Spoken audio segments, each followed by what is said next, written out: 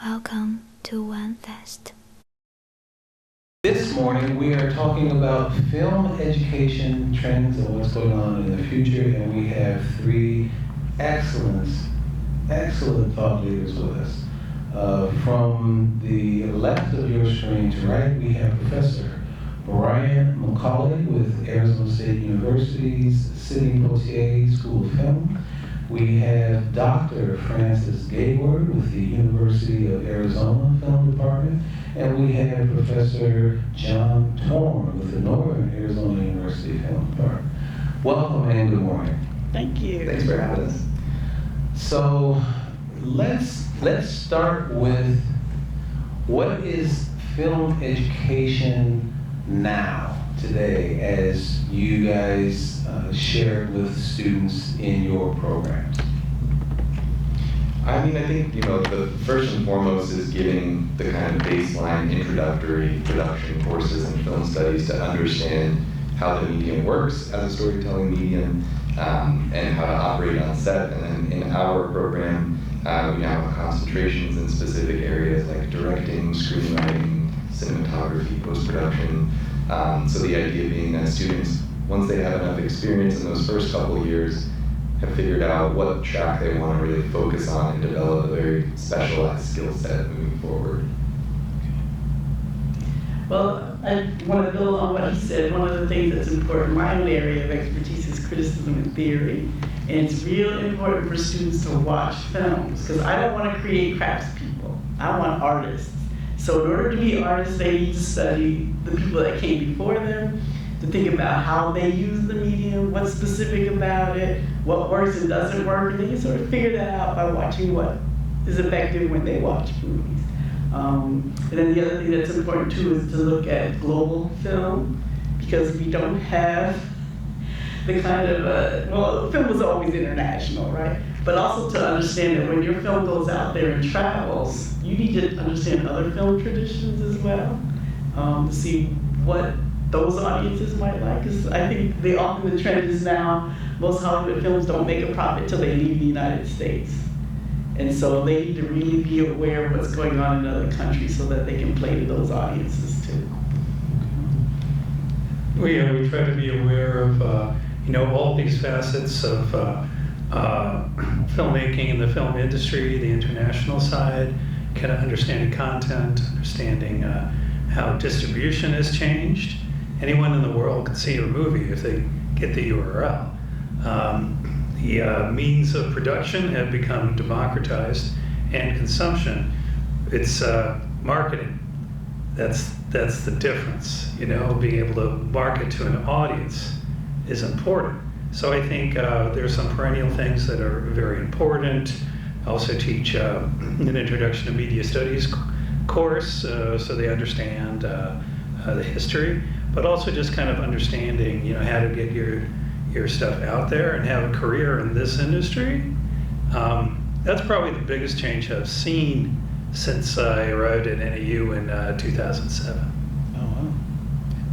Congratulations. Okay.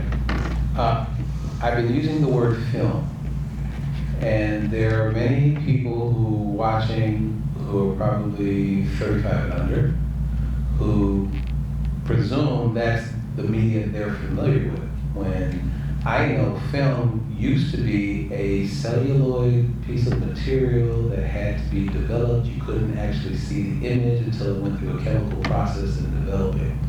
So I say this to say film versus content. We hear influencers and social media and content and advocacy. So what are kind of tentpole do you guys use tentpoles and distinguish between film and movies, content and commercials, and other types of media that gets consumed? Yeah, I think of, maybe rather than using the word film, think of the word cinema. So for me, that would be what distinguishes it from content is where and how you're experiencing the story. And we're in a cinema right now, and that's if your intent is to create a cinematic art form, you need to be thinking about the audience's experience sitting in a dark theater with a bunch of strangers, and the sound design and the cinematography and everything else is geared toward that experience. And I think content consumed on phones, whether it's TikTok videos or vertical dramas, it's a whole other set of considerations when it comes to the production aspect, the writing, again, sound design, everything else. So I think that it's so important, as was said by the other panelists, of studying cinema as an art form and what that entails compared to a different form of media production. That's a difficult question, because I think universities are still trying to figure it out, because some are courses in visual culture, some are screen studies, right, all of that. And some people talk about storytelling, which sometimes you make a film and it's not about telling a story, it's about the aesthetic experience, right? So it becomes kind of difficult. And then again, as you mentioned, the new technologies, now everybody's talking about verticals. Then they're going to talk about phones that open up. Now we're going to go back to horizontals, right? Are you making the film for the big screen or for a cell phone? Are you on a 1-minute narrative or a 2-hour narrative? I think it becomes difficult. So I think you did point out something really important, is to think about the medium, because we know Christopher Nolan doing his films on film versus someone using video. It actually is a different experience, right? And we're focusing on action, so thinking about live action versus computer generated. I think it all does feel different. It all has a different aesthetic. I don't know, I guess I just mumbled up your question. I know I didn't answer it. But yeah, I think it's difficult. I think media makers, I guess we'll say, and because I know he told me he's a writer thinking about different formats, it's like you need to understand what medium, what audience you want to address, and then what's the best way to reach them. I teach a course called The Art of Cinema, and so part of it is like we're going to sit in a room together and watch a movie on the big screen, not the small screen, and that's a bit of a challenge for some of the students, at first, but they do it, and we have conversations about it, and I think it's valuable. But we can't escape the fact that there's so many different ways of experiencing visual communication and media these days, and I think a lot of the stuff that they're doing, in the television space, I guess the streaming space, are incredible, and I would really call a lot of that stuff very cinematic, much more cinematic than we do. So we kind of understand that, but it's important that we as a program have that, place where, you're going to sit down and watch a movie with no commercials. Although sometimes if I use screening services and I don't check first, sometimes the commercials come in and I'm like, oh gosh. And I know they show commercials before movies now. So I think, we're trying to keep part of that tradition alive while realizing you got to be prepared for the fact that what you create could be experienced in any number of ways. Yeah, I would.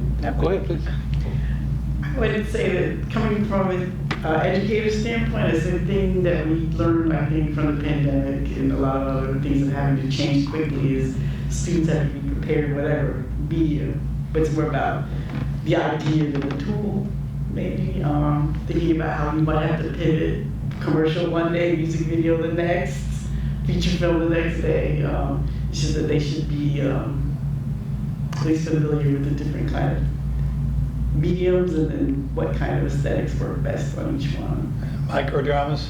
You saw that story in the New York Times. All that. That's a great transition to my next question is, so we're now approximately 4 years out of the global pandemic.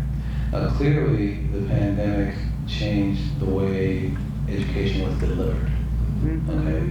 But did the pandemic also have a lasting impact on your philosophies of education or what's important to teach students now versus what you were teaching, not just the means of teaching prior to the pandemic? I think it really only, for me, reinforced and strengthened my belief that filmmaking and educating filmmakers is all about collaboration.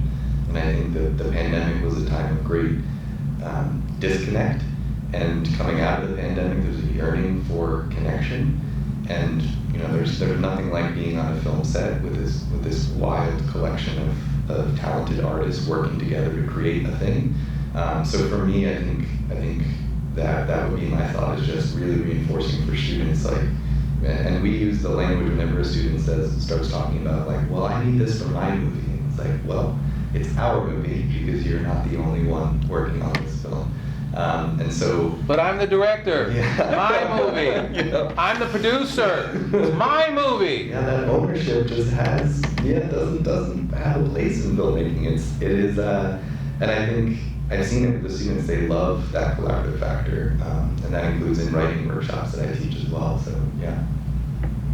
Yeah, I think Zoom is okay, but I still prefer in class. I mean, everyone has different styles of learning, but the collaboration is important. It looks like anybody can go out and make a movie and put it on YouTube. But what you need is that group of people, of colleagues and peers, to look at it, to help you with it, to ask questions about it, to question the people involved in making it, say, well, what are you trying to say? Did it work? All of those kinds of things. So I think film education in university is still important. I don't think university is a vocational endeavor. That critical thinking, learning, all those things are important. Otherwise, just pick up a camera with a manual and go make it, right? But I'm thinking about learned people who could be good citizens. You only can do that through being educated. So film school is still important, and I would prefer it to be in person, but online sometimes works for some people. Yeah, the collaboration thing is so important, and but I think other people are at different places. Our students are at different places, so I see a lot of really great collaboration happening in our program. There's some, students that they kind of get into groups, and you see them kind of talking about their movies, and they're excited. But there's also other students who kind of need to weigh in. Maybe they're a little reticent. Maybe they did lose some opportunities to be a part of a team during COVID, and also trying to reach out to some folks who are isolated. So not just online, but sometimes even in class. I've been trying to use technology to increase that, maybe giving people an opportunity to comment on a movie I've just shown them through Top Hat, so you can see their anonymous comments. And then it leads to a great conversation in class. And it's also some tool I use a lot in online courses too. Obviously, you're not doing a lot of production courses online, right? Because that's just something that you can't have happen. But screenwriting too, those courses. But I love blogs. The students can come up and kind of share things with each other outside of class. I think that's a very useful tool, because pretty much even all my online courses have in-person classes have lots of online elements to them. Assignments, many of the courses are blended. So I think we try to use those, the best of both worlds is what I call a blended class. But yeah, most of my colleagues are pretty much, in person or bust. And I do scheduling, so I'm always trying to work that out with the students. And I think we do a good job at NAU balancing those needs and tendencies. Okay. All right. And just so the people watching, an unexpected turn like on a film set, this time we're going to let Dr. Francis answer first. Oh, okay. So the question is, and feel free to reframe the question in your answer. The hot topic buzzword of the last 2 years has been AI. And there's plenty of headlines, some negative, some positive.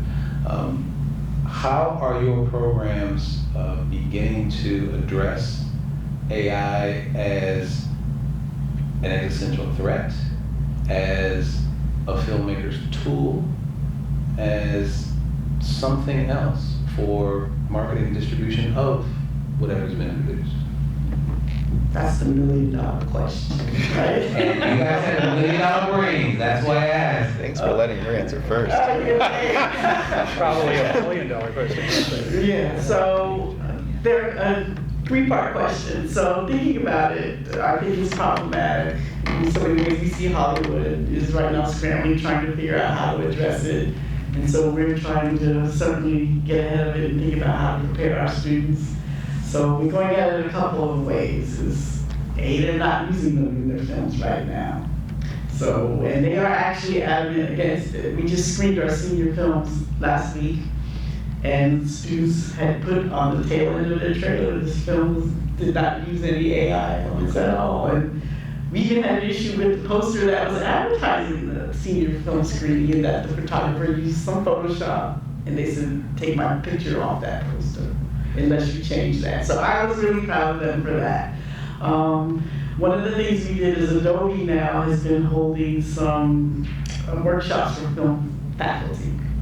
And so we sent one of our faculty members to go as our spy to see what was going on. And she came back pretty excited about different kinds of tools that students could use for post-production, like color correction, things like that. So that it would probably be inevitable that there will be things that you want to do creatively on your own, but certainly some technological tools that you might be able to help yourself with, so your budgets can get smaller. But right now, we're not really supporting AI as a way to be an artist. I am going to teach a class on media and AI in the fall. It's a topics and media studies class. So it's mostly a media studies approach. We're going to be looking at, ethics, jurisprudence, and some of the standards, like you said. The studios are trying to figure out how that works, and if they're even going to allow people who've worked in AI to work in the industry. These debates are happening. On the other hand, our institution is sternly nudging us, to address AI. So yeah, most of it is going to be coming at it from a critical analytic standpoint. But I will have some sandbox type stuff where if the students want to, and want to is important because most of our students feel the same way that yours do. They're very Luddite about it. They're very, and I personally am too from an aesthetic as well as a moral standpoint. But I have done some AI work, and then I'll have an opportunity to either write a critical paper or do some creative stuff. So I'm really interested to see what's happening. I'm even wondering what would happen if I were to prompt AI to give me a whole list of all the criticisms of AI. What would AI do to critique itself? It's kind of a thought experiment. I would say that would be depend which program you used, and it would certainly want to praise itself. See, like Claude versus ChatGPT and all these things too. But I mean, I think that they're interested in hearing what can be done in terms of that. I have this concept that I call dirty AI, which is we need to get a little bit of embodiment into it. A little bit, because that's what computers lack. I even throw a little Heidegger in there, we'll see. And I just kind of want them to think about it, critically, and kind of go beyond the absolutely or never kind of side of things, because I think you're right, there's got to be, they're going to encounter it somehow in the industry if they want to be a part of the industry. Yeah, we have 2 required classes on ethics in filmmaking, and that's the first point of contact to address AI. I feel like that, frankly, on the industry front, we're still kind of stuck in terms of navigating, like justifying the ethical implications of copyright infringement, environmental impact, and all of that. As far as teaching goes, our syllabi, we can choose whether to say AI is allowed, AI is not allowed, or it's allowed for this assignment or in this way. I can only speak to my classes and say I teach writing workshops, so my syllabus says it's not allowed in any way. I can say that my students, I've never seen any evidence of them using it in their screenplays, and I have heard very vocal students saying they have no interest in using it. And I'm a big proponent of the film industry has always been unholy union of art and commerce. And I think AI, there's a lot of people excited about the commercial possibility of getting to a product faster. But I always tell my students that when you're making art, the process is the point.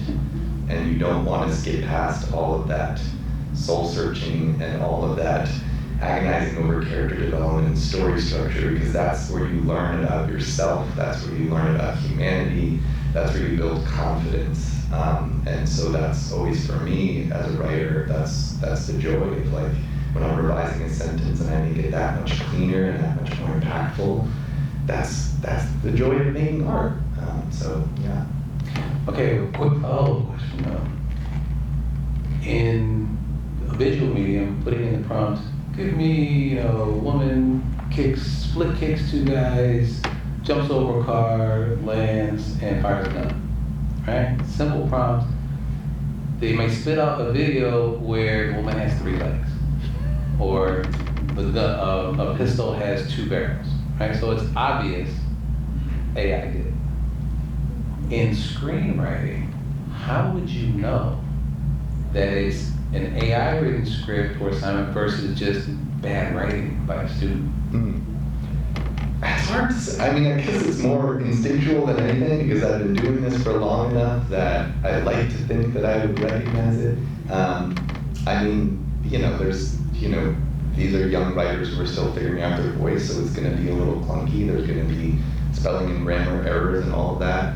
But more than anything, it's I have conversations with these students, and they come up to me after a workshop, and they're invested in these characters and these personal stories, and I can just tell that this is a personal story that they're wrestling with, and they want to get into the nitty-gritty on the page with it. And yeah, there's a lot of terrible formatting errors that encourage me now. That used to be the bane of my existence, and I'm like, that's evidence of humanity.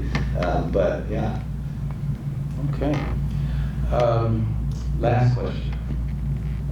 Possibly for the audience, the most important question. Where do you see film education evolving in the near future? Now you go first. We'll let Dr. Gateward go ahead. One I look out at for a 100-level lecture class, and I see our majors in CMF, it's pretty much 50-50 between men and women. And so I talk a lot about, what do we need to do to make the industry look like this room? And we look at content a lot. We talk about the Bechdel test, in terms of, having the content that, where women are around characters who drive the narrative.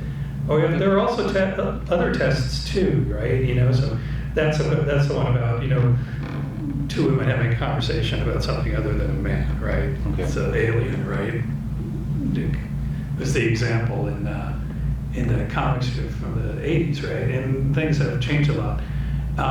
But you also look at, there's such an explosion of female directors now, and a lot of these new women in the industry kind of grew up with feminism. And you kind of see that being reflected in their films. And Catherine Bigelow is an amazing filmmaker, but she managed to come up by showing that she could do action films and films like that. I mean, Which is why we're here at the festival. Yeah, for Women sure. doing action films. Yeah, so I didn't want to, address that. And but you also look at, how many women are heads of departments. We only had, I think, the first nominee as a cinematographer, and then just one last year, Best Cinematography. And so it's a very important part of our program to, serve our students where they are, and half our students are women. And then we just recently had, our film festival right at AU, and Best Feature, Best Documentary, many of the technical awards, all young women in our program. So we're kind of proud of that as well. And of course, I think, that's one of the, the big changes. And we just want to, see an industry that reflects the major that we have, which is, very 50-50, and everyone's working together. We don't kind of see that hierarchy. So I think that's a very positive trend, and we're trying to follow up on that as much as we can. Okay. One of the things I think is that the future is good for education in the universities dealing with film and media. One of the things that I'm starting to see, which I'm excited about, is media literacy is expanding. So like the state of California is thinking about requiring it for all K through 12. I would love to see media literacy as a required course for every university student, just like composition and math 110. So I think we're moving towards that. And the other thing I certainly can say, thinking about some of the films that have come out recently and the kind of discussions fans are having, are delving into art. I feel like 10 years from now they won't need a PhD in film studies because people are already writing about how various films are affecting them and what they see personally and doing a lot of analysis. So I think the future looks pretty good. We're starting to see a lot of more scholarly books hitting more general public, and so it's moving out into the mainstream, away from the walls of the ivory tower. So I think it's pretty good. Yeah, I think when I think about the future of film education, I don't think about like new technology. I think about empathy. I think about what storytelling has always been about, and connecting through art.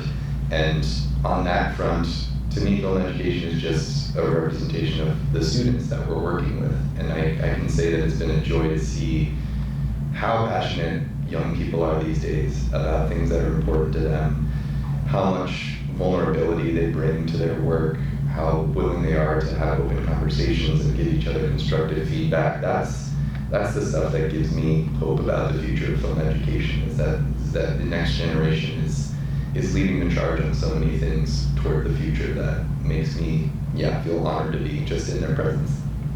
Can I add something? I was thinking about my own experience taking film studies, and one of the things I always do when I teach classes include at least half my class has to be international in terms of content. Because my own experience, sometimes a film is your first introduction to another culture.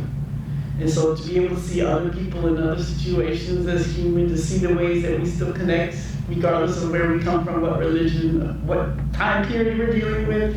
So I think it's really important that film education and that film can still do that we can see the universal no matter where the film is set. And I think film studies have a lot to do. Kurosawa, Guillermo del Toro, Luc Besson. The more recent Iranian film movement, right, and all kinds of things. I mean, otherwise, Cuban films. I haven't been there, but I can understand a lot about the culture from having watched a lot of films. Not that I'm an expert, but certainly an introduction, certainly to be able to see the value in diverse cultures. Well, I'm glad to hear that. I'm very proud of our film contest. As of last year and this year, we are covering 24 countries.